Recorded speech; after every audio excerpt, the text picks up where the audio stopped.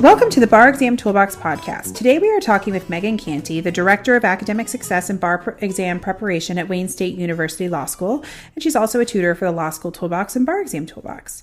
Your Bar Exam Toolbox hosts are Allison Monahan and Lee Burgess. That's me. We're here to demystify the bar exam experience so you can study effectively, stay sane, and hopefully pass and move on with your life. We're the co-creators of the Law School Toolbox, the Bar Exam Toolbox, and the career-related website Career Dicta. Allison also runs the Girls Guide to Law School. If you enjoy the show, please leave a review on your favorite listening app and check out our sister podcast, the Law School Toolbox Podcast.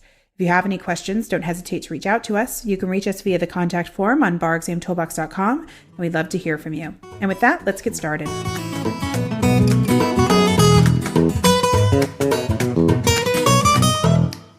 Welcome back. Today we are talking about something that is incredibly important for the bar exam, handling stress so you can perform your best, with our special guest, Megan Canty. Megan, thanks for joining us on the podcast today. Thank you so much for having me. Yeah. So, we talk about this in our company all the time, and I know that you talk about this at your law school as well, but the bar exam is stressful, right? For just about everybody. Yes, exactly. And I think I often compare it to law students to, if you've taken up running for years and then all of a sudden you're going to do a marathon, it's going to be vastly different than what you're used to, even though it's more of what you've been working on. Yeah. And I think it's stressful for first time and repeat takers. I think the stresses might be a little bit different if you've lived through a failure, but I think the stress is pretty much across the board these days. Absolutely. I think I think that students who have lived through a failure, it's a different kind of stress because they're often second guessing everything that they're doing and wondering if they've taken the right corrective measures. Whereas, a first time taker, there's that, fear of the unknown and, just there's never been anything like this in front of them before. And so there's still kind of that, you kind of go a little bit back to 1L year and that whole, am I studying correctly? And is this the right way to do it?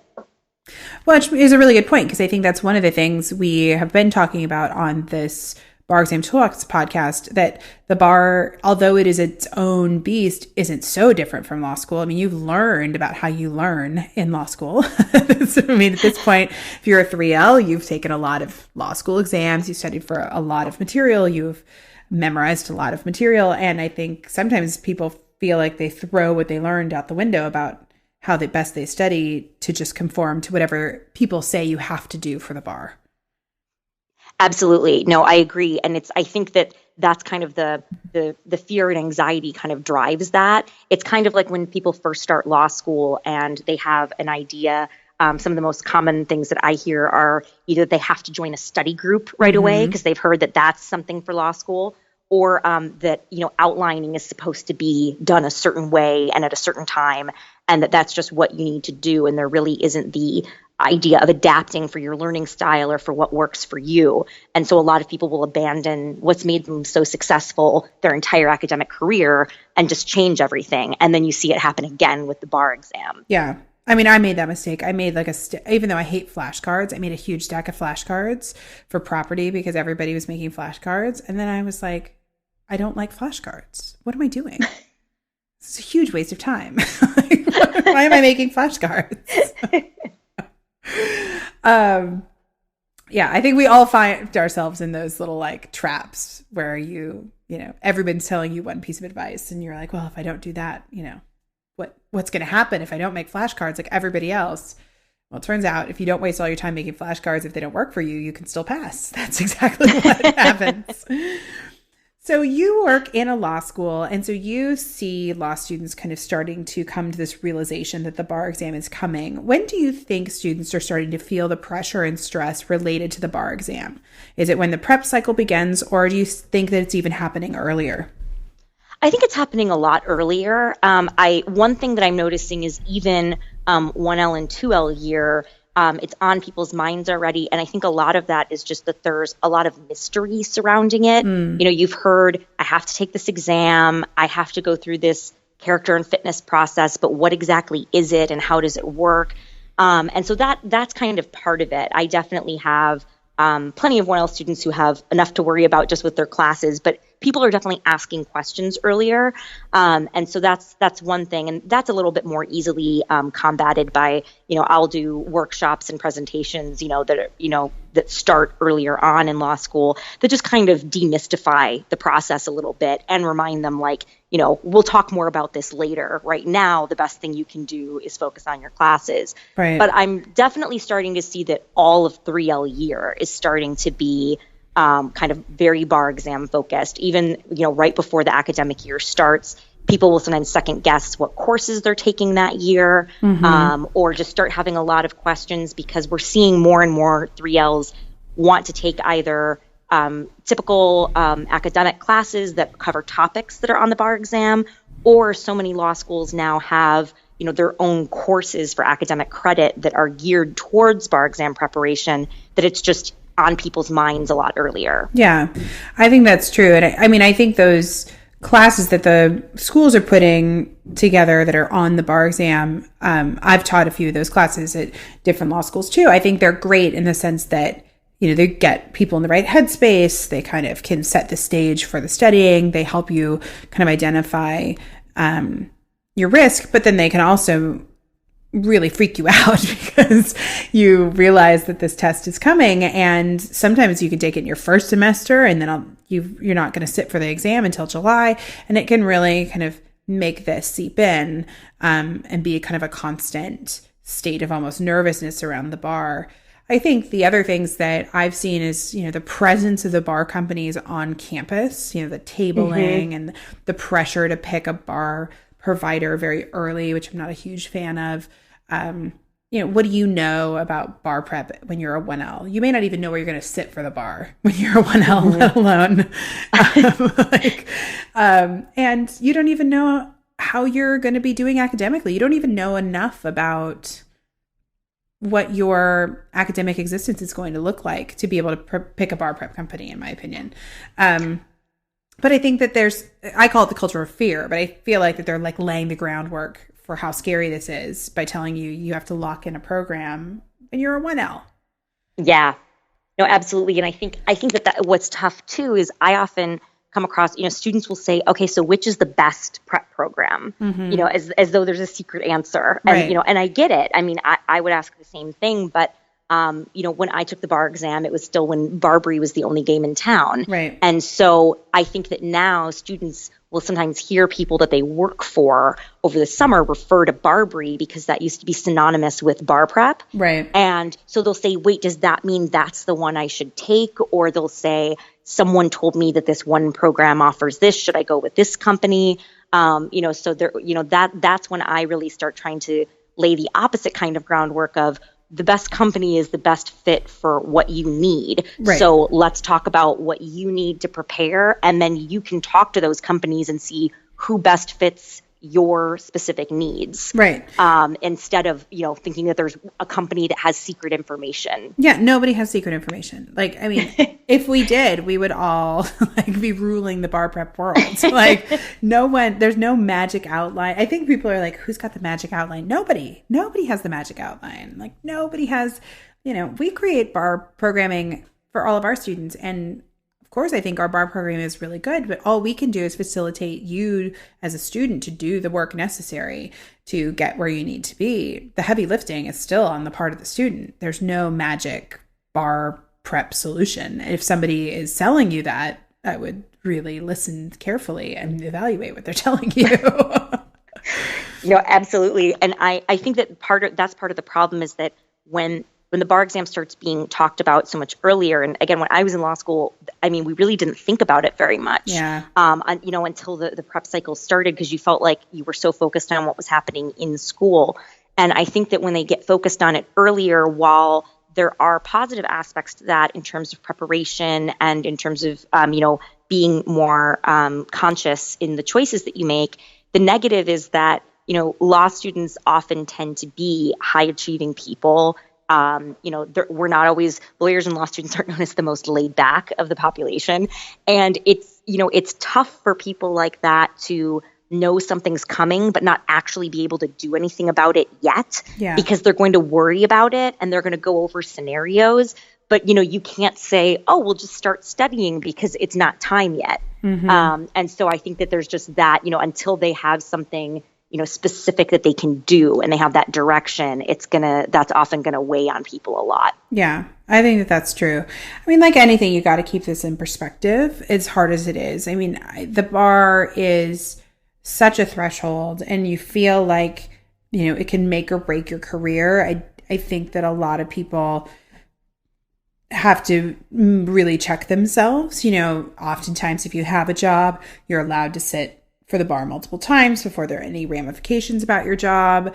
If you are looking for work, of course, it's very frustrating because it can prevent you from getting, like a failure could prevent you from getting, the job that you want when you want. But like 5 years down the road, nobody's going to ask you like how many times you took the test. It's just, it feels like such a heavy thing. But as much as you can, I think you have to take that long view and just remember that it does feel like life or death, but it's not. This is probably not the hardest thing you will do in your whole life, even though it feels like that in the moment. Absolutely. I think everything feels like the hardest thing. And I think that it's just this time it's directly linked to, a career that you want to start right away. Right. Whereas before you're looking at the LSAT or a semester of law school, and there's a lot more time and more opportunities. Yeah. And this time it's like, there's the exam. And then, within a few months, you might be in job X. And so it can feel, it just feels like the repercussions feel much more immediate. Yeah. So if you're a 3L and you're listening to this, I mean, the part of what we want you to take away from this conversation is like, take a deep breath. It's okay. But you have to be conscious of the stress and the fear around this, both as you're making decisions, but also as you're moving through any of this early bar prep we've been talking about, or picking your bar review providers, because, you don't want to create a state of stress for yourself that's super intense, that's going to last like 6 months to the bar, because it's going to be really detrimental to you. The bar is a stressful situation, but you want to make sure that you kind of contain it. And so, Megan, one of the reasons I really wanted to have you on the podcast to talk about this is that you are also a yoga teacher, or certified as a yoga teacher. Yes, that's right. I've got the kind of opposing end of the spectrum on this. And so one of the things that I think is so great about that is you have to kind of be able to call on that training when you're dealing with anxious students. Like, how do you find that your passion for yoga kind of gets pulled into your work in the law school and kind of coaching students through this stressful period of time? I really have to say it's been invaluable. It's ironically, I started doing yoga when I was studying for the bar. I was doing it because I would go to my bar prep class every day because you still had to physically go. And so I would go, and on my way home, I would go to work out to have a break. And I was finding that, running and some things were just often just another stressful thing to do. And so I started getting really into yoga. And then later, not long after I took the bar, probably about a year later, I did my training program. And I found that even just, among my friends and, being around attorneys, I was calling on stuff a lot because it's just such an opposite way of thinking than I think we all get caught up with. Yeah. So I find that it wasn't even something that I ever thought of in my work for quite a long time. It just would happen naturally where people are freaking out and you find that you're, being like, okay, take a deep breath. Right. or, you're kind of, gently saying, okay, but, is that, what can you do about that right now? Mm-hmm. And so I think that, that's part of it. And then, a huge part is I'm always a big advocate with my students for wellness in general. I think it just gives you an awareness and, has you kind of focused on the mind-body connection. And, there's this image people have, I think, of a successful law student as this extremely stressed out person who doesn't sleep and lives on caffeine. And, maybe sometimes that's true, but it doesn't need to be that way. And there's almost like this need to feel overworked and stressed in law school as some sort of evidence of your worthiness or of your work ethic. Yeah. And so I often, I will offer yoga classes to people prepping for the bar, as a break, and try to kind of get them to, have this more well-rounded approach to life, whether they're studying for the bar or just in law school.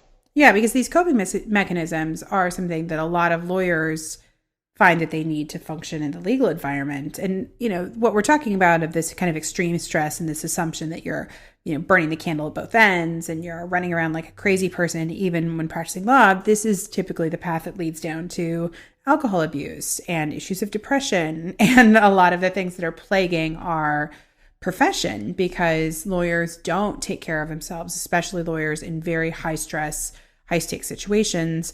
And if you're going to be in a role where you've got a lot of pressure on you or very stressed out clients and you're taking on a lot of the anxiety, you have to have some way to dial it down for yourself, or you're just going to drive yourself into the ground.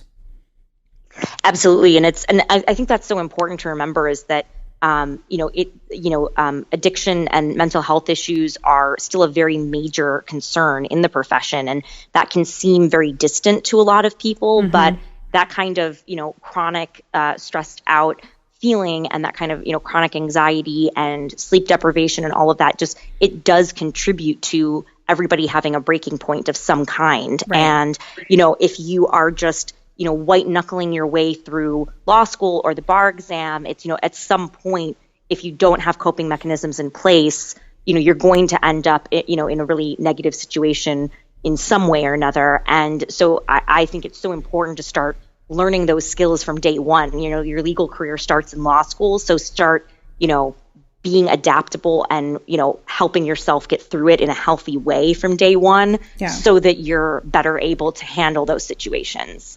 And I think one of the things that I wanted to talk about today was this idea that self-care, I think, can feel like a very ominous thing to take on for a lot of folks. We think about New Year's resolutions of people working out 7 days a week or giving up sugar or only doing the Whole30 or whatever it might be. And I think that if you're already experiencing a lot of stress, sometimes self-care can be like a little additional kooky, like like a stressor in a way. You can take on too much. And so one of the things I wanted to kind of talk through are just some of the realistic, easy to reach goals around self-care that are very simple. And if you want to work out 7 days a week and give up sugar, go you. But I think for most of us, it's all about making some tiny space in our life to take care of ourselves and be very realistic about what we're able to do and where we are. And so one of our things I wanted to do today was kind of talking about what some of those things that people can do to start implementing into their daily life. And if you're still in law school, I think the important thing is to start trying some of these self-care techniques out, because you're going to want to call on them during the bar, but it's better to know what works before you get there. I agree. It's, really trying things out and seeing what works for you is critical, because just like anything else, when we talk about preparing for the bar exam or study techniques, everyone's going to be different. And it's the same with self-care. And I think sometimes what, turns people away from those types of practices is they either think that it needs to be all or nothing, like you said, or they think that it's, if it's not second nature to them, that the only way to do it is something that they're uncomfortable with. Mm-hmm. And that's, that couldn't be further from the truth. There's, I think, especially in today's world, because wellness is a major industry now. Right. It's, there are different things available everywhere. It's easier now than ever before to incorporate something, and you can, pick and choose and filter out what doesn't work for you. But it's just so important to find what does, and it can be the most basic things, which I also think people don't realize. Yeah. And one plug for yoga, because Allison and I are both yogis in true San Francisco style. But I think a lot of people, if you've never done yoga or if you've never been exposed to yoga, think that if you don't look like someone out of a Lululemon catalog, you shouldn't be going to yoga. Or if you are somebody who's not flexible. I mean, we can make up a lot of excuses. And I think one of the things that I've always appreciated about yoga and the lessons that come from it is this idea that, you are where you are on a given day. And one of your jobs is to just appreciate your body on that given day. So I am a not flexible person. This is the best way I could describe. I'm like one of those people who's been doing yoga on and off for probably at this point, 15 years. And there are parts that I will never be able to do. And that's okay, but part of it is being okay with that and being just in your own body and not judging yourself. And these are all just really great skills that you can practice, but you shouldn't feel like if you don't think you can be good at it, you shouldn't go because everybody can get something out of it. It's not, you want to go to reputable instructors so you don't hurt yourself, but you want to, I think you want to keep an open mind that it's not just for a certain class of people that maybe you've decided are, people who should be able to do something in the self-care yoga context, because you can get a lot out of it. I did a workshop, I guess maybe it's 6 weeks ago, that was let's see, what was it? It was like a relaxation. It was a restorative yoga with a hypnosis element to it. So there was a hypnotherapist who was coming in and doing these guided meditations during holding these restorative poses. And your job was basically to lay on the ground. Who can't go lay on the ground and listen to somebody talk to you? But it was 2.5 hours or 3 hours or something. At the end, you felt amazing because you'd spent hours just lying on the ground, with bolsters and being supported, doing breathing exercises. And I was most people don't know that you can even do yoga by just laying on the ground. It's amazing. Yeah, it's not. It doesn't all have to be, in a hot room and doing these, crazy inversions. And that's always the number one thing that I am always saying in my classes, because I used to be like this in yoga too. Is I'm always saying, what the pose, the way that I'm doing it or the way the person next to you is doing it. When we say, okay, this is the full expression of the pose, that's not the goal. It's not when you're good enough, you can do this. Yeah. It's, this is, the traditional, way that it's done. However, there's about 5 different modifications for this, and whichever one works, that's your pose. And it's not, you're not trying to get better at yoga. There's this very Western idea, I'm going to run faster and I'm going to get into this more advanced yoga pose. There are poses that are very challenging for me even. And, I'm somebody that, I am, I've always loved exercise, but I am not graceful or athletic. And so people, so I don't think I was a likely candidate in my own mind, even for doing this, but it's, to really just be able to, that's why yoga worked for me. It isn't for everyone, but it was a great thing for me. And it was great during the bar exam with studying, of kind of just getting this lesson of, I don't have to, I don't have to aim for this. I'm assuming that that's what I need to do instead of doing things my own way. And I was not philosophical enough at the time to translate that into the bar exam. Yeah. But I think it was a helpful thing to have in front of me. Yeah, I think it is. And I think just even practicing that kind of lack of judgment and practicing being okay where you are on a given day, I think for us type A folks, is such a valuable exercise because we judge ourselves a lot. And I think in bar prep, you can find yourself judging yourself a lot. Why couldn't I get this memorized today? Why couldn't I do more work faster? Why am I not, why is my accuracy not what I want it to be?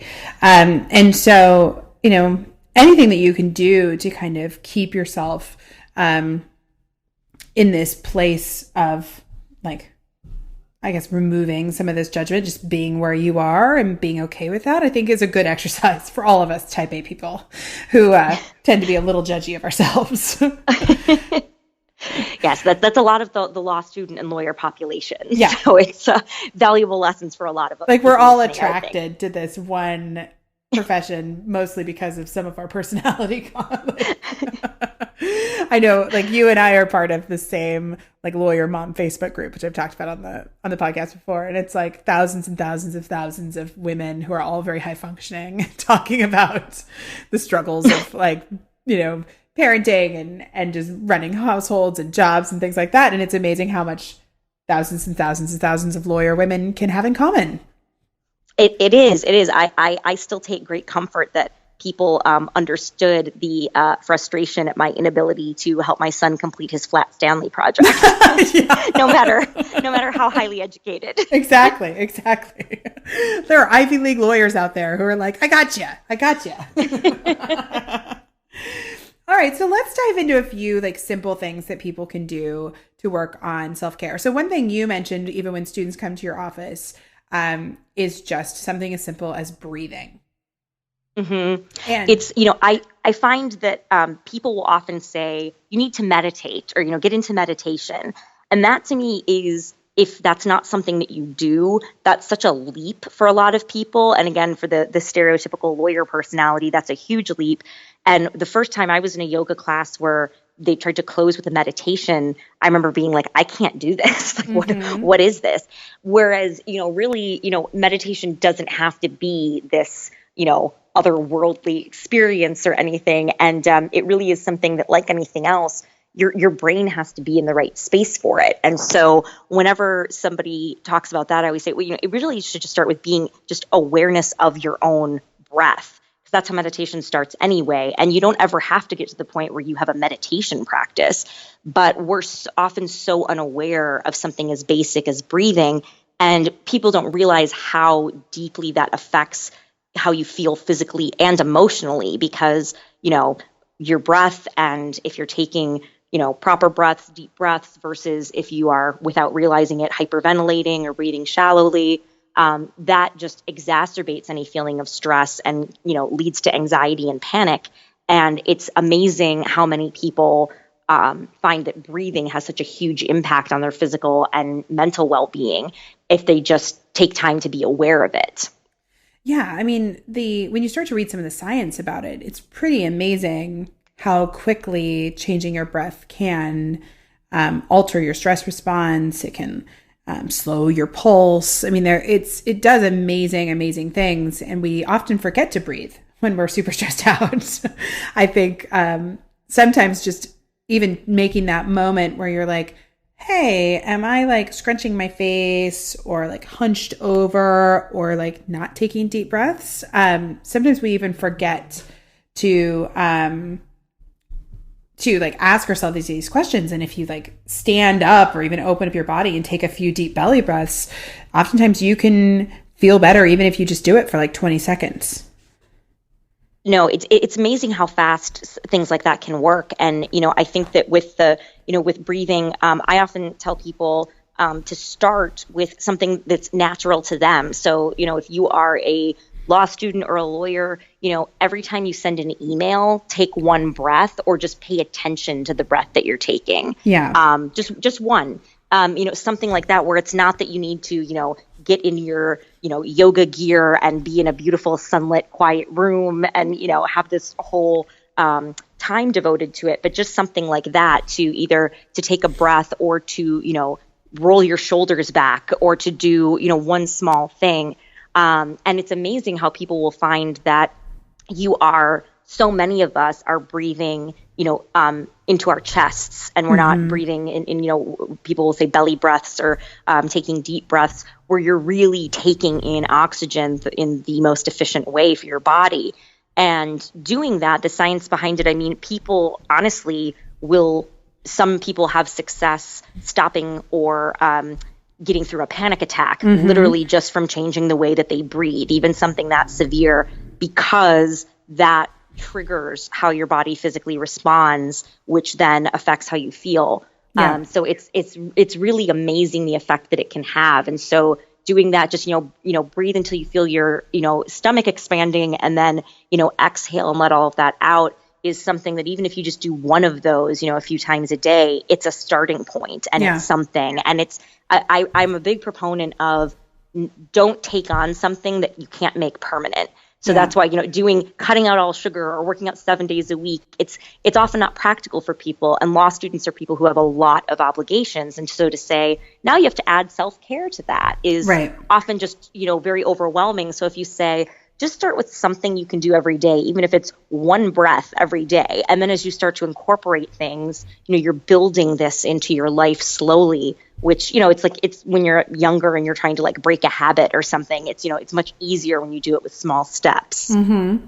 Yeah, I think that's a really good point. And I've had students in the bar exam actually really be able to utilize breathing as a way to calm nerves. So if the stuff that happens when stress kicks in happens to you, so this is like you blank, your mind goes blank, you can't remember a rule statement, you're starting to get panicked, like all of these things can happen. The first thing I always recommend is like, okay, just like sit down and breathe, because if you flood your body and your brain with oxygen, some of these things are going to start to resolve themselves. You're going to be able to think more clearly if you flood your brain with oxygen. And one of the things that's happening when you're getting super stressed and the fight and flight response is getting kicked in is your brain is actually not getting as much oxygen. And that's one of the reasons why you can't think clearly. Exactly. And, essentially when you think about fight or flight response and, you really, think about it before the modern world took over, the idea is that your body is shutting down unnecessary functions and putting all of its energy into the most basic things so that you can run away from a lion or fight or do whatever you need to do. And so, your short-term memory is one of the first things to go when that sets in, because you don't need it in the moment. Not to run from the lion. You don't need to know the rule against perpetuity is to run from the lion. You do not. You don't. And so the trouble is that when you experience the physical symptoms of stress and anxiety, often, what people want to do is power through it or like double down, and they're like, just focus on the exam. But the problem is all the focus in the world, you're focusing on the wrong thing, because if you're blanking on that rule, trying to think of the rule isn't going to do. What you have to do is get your body functioning properly so that then you can get to the rule.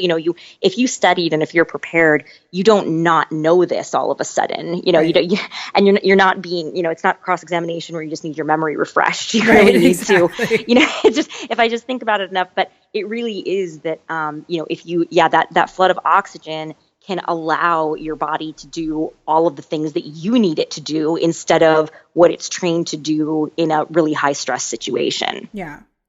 And if breathing is something that interests you outside of just staying alive, we all need to breathe to stay alive.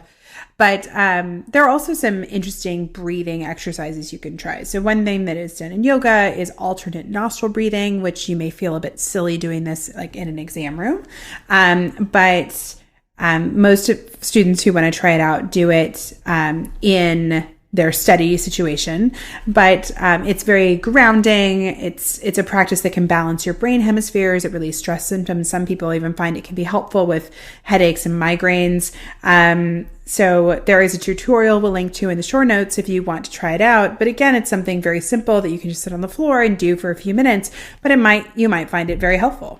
I have a yoga teacher who loves the alternate nostril breathing. She loves it. People, and it's funny because the breathing, if you look up breathing exercises, even just in a Google search, or if you look up, yoga breathing exercises, there's so many different ones. And it's funny because some of them, there are different things people are attracted to more naturally. Like I have always liked tactical breathing, which you've talked about and we've discussed before, where you're breathing in for 4, holding for 4, and exhaling for 4, because, in the moment, it gives me something to completely focus on the breathing act, because I'm counting and I'm keeping track, and that always works well for me, whereas some of these other things don't feel like natural ways to breathe. So that was the easiest one for me to start with.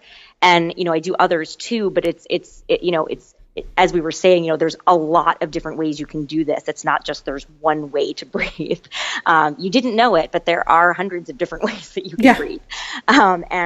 So, kind of picking one that works, and, different people kind of really attach to different ones, but they really do have a huge impact. Tactical breathing, the other reason I like it is it's very good for people who are trying to actually get you're trying to work on not taking shallow breaths. It kind of forces you to take those deep breaths and to, really, and to slow down your breathing too. So it's not so rapid. So that forces you to deepen it and to slow it down. And you're noticing, now your pulse is slowing down. If it was rapid, people will say their blood pressure changes. You start to feel, that more relaxed feeling. And it's a huge thing. So breathing is a big one. And also just little physical things, progressive muscle relaxation sounds very technical, but literally just purposefully tensing and then releasing, a muscle. If you do it with just your forearm, or you do it with, your bicep, and then releasing it, really, it allows blood flow to go to that area and oxygen to go to that area. And it reminds you what a relaxed muscle actually feels like. When you tense something on purpose and release it, you feel that release and you feel the relaxation. And sometimes you realize, oh, I thought I was fine, but I've been completely tensed from head to toe without realizing it. Little things like that as well, which you can do. I tell students to do it when they're studying. You don't have to, this doesn't have to be something you go off and do separately. You can kind of just get used to every so often, doing it when you study. And again, that's a way to build it into your day.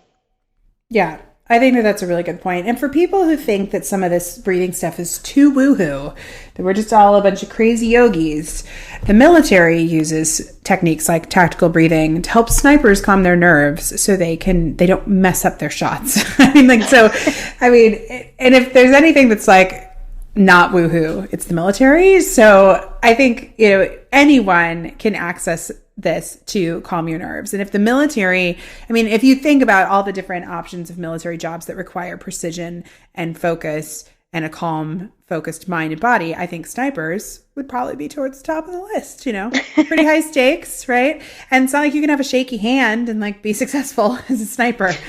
So the fact that they, have realized that something as simple as utilizing the breath can help people perform at their best should make it good enough for us studying for the bar exam as well.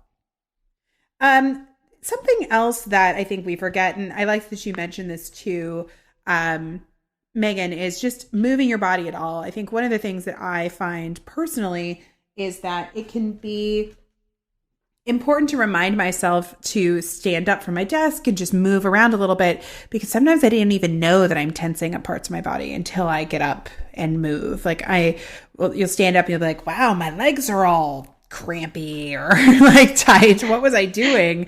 But maybe you were having a tough meeting and you had sent all the stress to a certain part of your body. So just even sitting and moving around, standing, walking around the library while you're studying can be very important. But you can also just add in a little additional movements into your day, not necessarily even creating a new workout. So I walk to and from my office, and if I have had a stressful time or I'm feeling like I have not had the time to exercise or whatever I wanted to do, I just take a longer route home to add 10 minutes to my walk home. And sometimes just those extra 10 minutes each way, that's an extra 20-minute walk in the day that you don't really have to find time for. And I think it's just important to keep, like you were saying, keep really realistic goals, keep things as simple as you can so you can actually do them on a regular basis.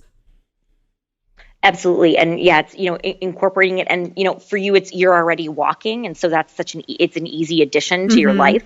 And it's something that you already do. So it's not this huge undertaking. And, whether, for some people, it's just saying that they're going to, do a couple stretches. I have so many friends or family members who don't, practice yoga, but they might, like a certain stretch. Right. I finally won the battle with my father to get him to do stretching because he realized that it could be helpful on a very intense golf trip he was planning. Oh, there you go. But really it was, and he really noticed the difference when he would be out all day. He went on this trip and, he would be out all day, and it's just, he's a very healthy and health conscious person, but it's just different than spending your day at the office. Yeah. And so, he was finding this was, really helpful. And so even if you're just like, oh, I really like that one stretch that we do, well, you don't have to do it, after 45 minutes of yoga. You can just, start doing something that's, that's a good fit for you.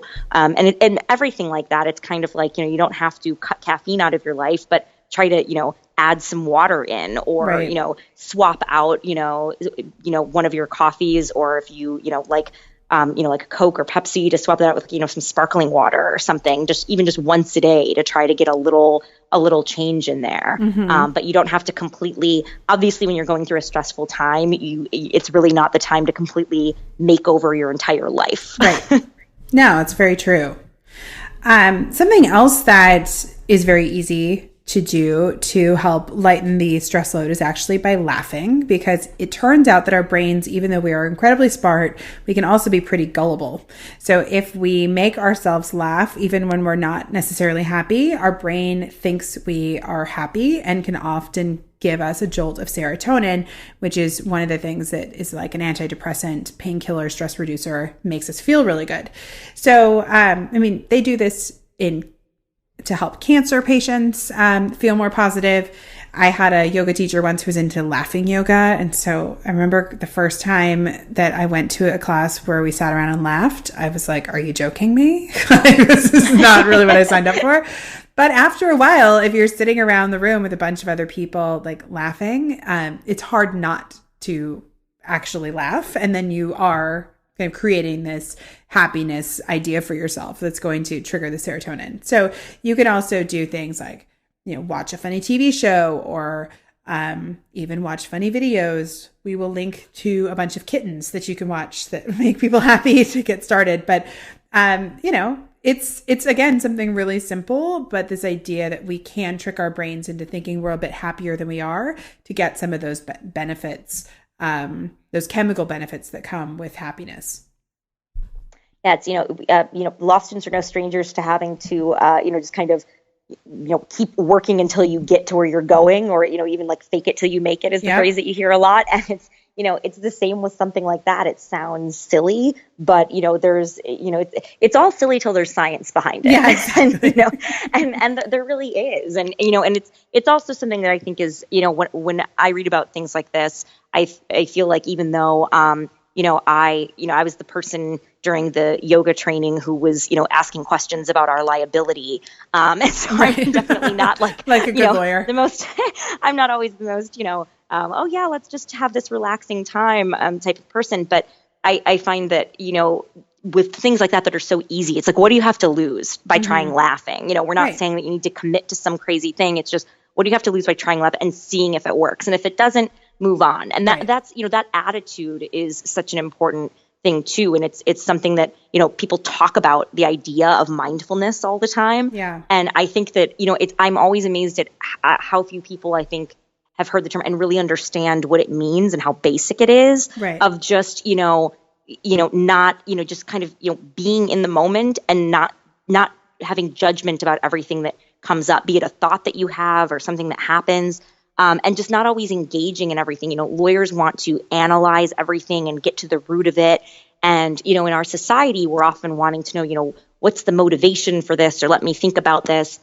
And so I find so many law students and lawyers are people who want to know what the worst case scenario is so they can have a plan for it if it happens.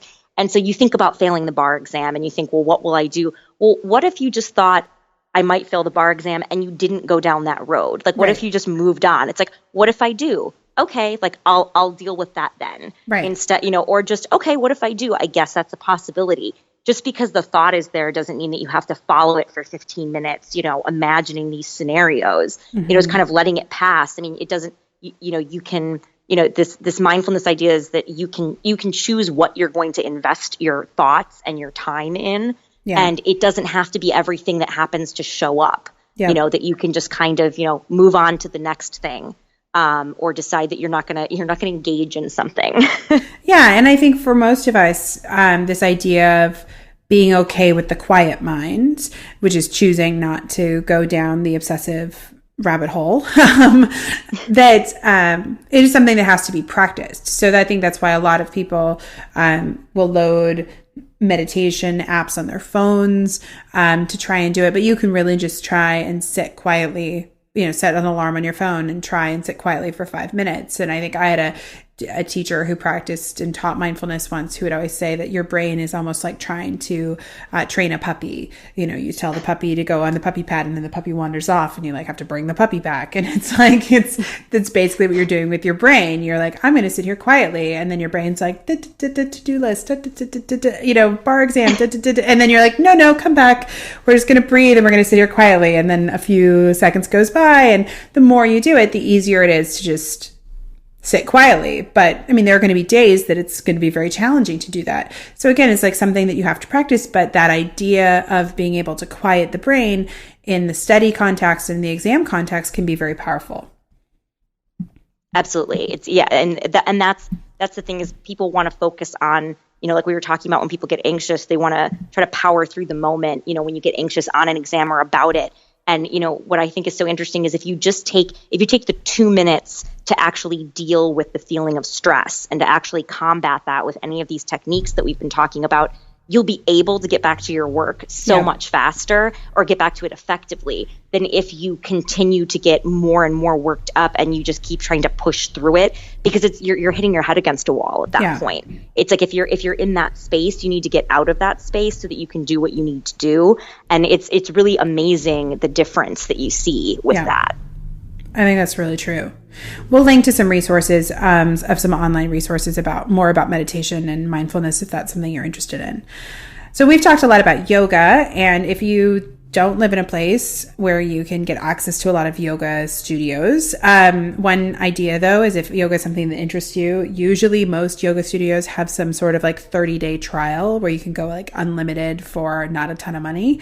And so a lot of people wait until bar time to sign up for those. So it can be like $30 for 30 days of yoga, and then you can go to as many classes as you want. So you can kind of shop around and see if there are cost-effective ways to go to a yoga studio. But now there are, like everything, yoga classes on demand online on your computer. And we'll link to some of those that you can check out if you don't have access to yoga classes, because just doing some simple poses at home can really help calm the nervous system as well. So other things I just wanted to touch on, taking breaks is really important when you're dealing with stress. And that means scheduling breaks during the day, but also scheduling breaks with friends and family or your dog or whoever makes you happy in life. You should hang out with that person or animal, because studying all the time is not productive. There are diminishing returns. So you definitely don't want to go crazy there. And, we were talking about simple goals. I think drinking water is a very simple goal that many of us don't do enough of, because actually dehydration makes you more stressed. Your body's more stressed. So just drink water. It's free. It's great. And it's, some of those things are, it's the easiest thing you can do to make yourself successful. Yeah. Right. Because, as we've said, stress inhibits your productivity. And if you are, if you're not drinking water, if you're not getting sleep, like these things are a vicious cycle. Dehydration and stress make it harder to sleep. Lack of sleep makes us more stressed. And, these things all build on each other. Yeah. And the physical and the mental affect each other so much. And we've seen so much, in the practice of medicine, we've seen so much of that. And there have been so many amazing studies in the last few years on that. And so it really is interesting that, something that simple can have such a tremendous impact when everybody's, trying to, talk about race notice statutes and, parse through, state, their state's specific laws.